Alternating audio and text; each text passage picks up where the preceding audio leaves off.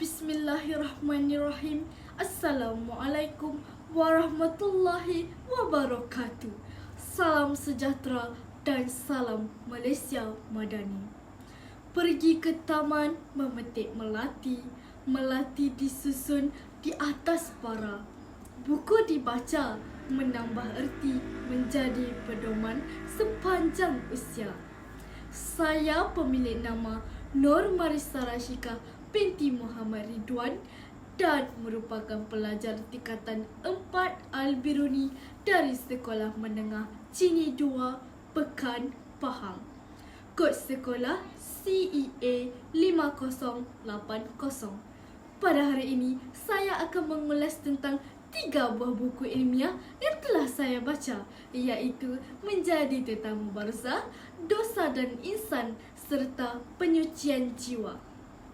Baiklah, buku pertama yang ingin saya ulas bertajuk Menjadi Tetamu Barzah karya Prof. Madya Rashid Muhammad yang diterbit oleh Grup Buku Karang Kraft pada tahun 2013. Buku ini mempunyai 30 bab dan 269 muka surat. Buku ini membincangkan hakikat kematian serta ketentuan Tuhan dalam kehidupan manusia. Pembaca akan memperoleh kefahaman tentang ungkapan Inna lillahi wa inna ilaihi raji'un yang mengingatkan kita bahawa segala yang ada di seluruh alam adalah milik Tuhan dan kepadanya kita akan kembali. Seterusnya, penulis menekankan bahawa manusia hanya mampu merancang, namun Tuhan ialah sebaik-baik perancang. Oleh itu, saya memahami bahawa kita hendaklah menerima setiap ketentuannya dengan penuh redha di dalam hati, kerana setiap perkara berlaku dengan kehendak dan takdirnya. Sebagai seorang pelajar, perkara ini amat baik untuk kesihatan mental, kerana apabila saya mengalami kegagalan, itu telah pun tertulis. Jadi, saya perlu fokus untuk memperbaiki kesilapan pada diri saya sendiri. Seperti pepatah Arab, manjada wajada. Buku kedua pula bertajuk Dosa dan Insan karya Hilal Ashraf yang diterbit oleh Publishing House Sendirian Berhad pada tahun 2017. Buku ini tidak mengklasifikasikan topik mengikut bab, namun mempunyai 269 muka surat. Dengan fokus pembacaan pada hakikat dosa serta hubungan antara dosa dengan manusia, buku ini menjelaskan bahawa setiap manusia tidak terlepas daripada melakukan dosa. Namun, manusia masih mempunyai peluang untuk memperbaiki dan bertaubat. Penulis juga membetulkan tanggapan bahawa seseorang yang melakukan dosa pasti akan masuk neraka.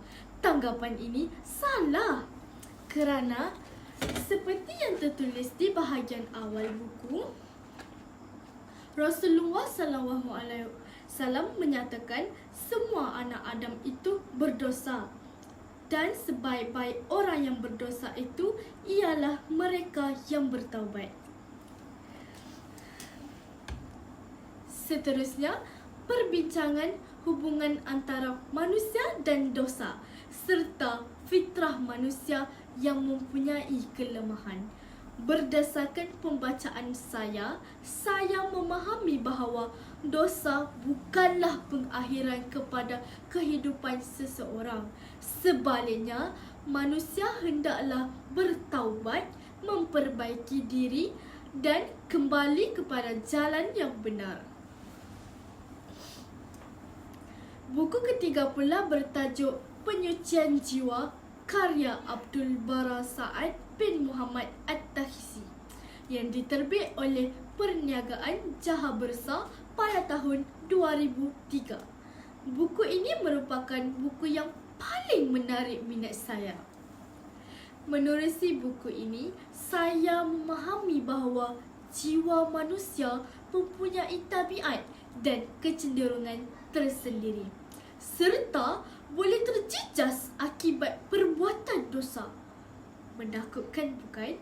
Perbincangan tentang hati amat menarik perhatian saya kerana buku ini penulis mengkategorikan keadaan hati, iaitu kepada hati yang putih dan hati yang hitam. Dengan setiap satunya mempunyai sifat yang tersendiri. Saya turut memahami bahawa penyucian jiwa memerlukan usaha yang berterusan melalui jihad melawan hawa nafsu, pembacaan dan penghayatan Al-Quran, zikir serta muhasabah diri. Hakikatnya, saya memahami bahawa keadaan jiwa dan hati seseorang tidak kekal. Sebaliknya, perlulah sentiasa dijaga dan diperbaiki dari masa ke masa.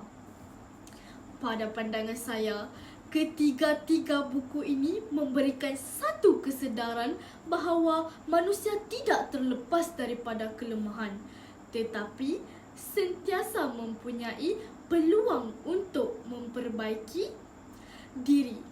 Walaupun muka depan buku ini kelihatan lama dan usang, sudah terbukti bahawa buku ini sesuai untuk pelajar meneladani pengajarannya.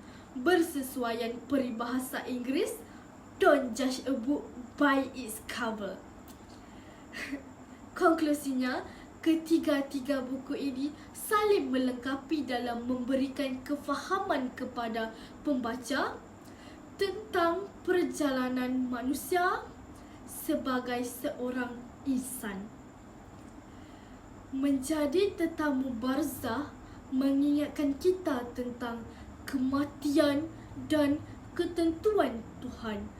Dosa dan insan menyedarkan kita tentang kelemahan manusia serta peluang untuk bertaubat. Manakala penyucian jiwa pula menjelaskan usaha yang perlu dilakukan untuk memperbaiki jiwa dan hati. Sekian daripada saya. Yang baik mestilah daripada Yang Maha Pengasih, yang kurang maafkan daripada saya sendiri.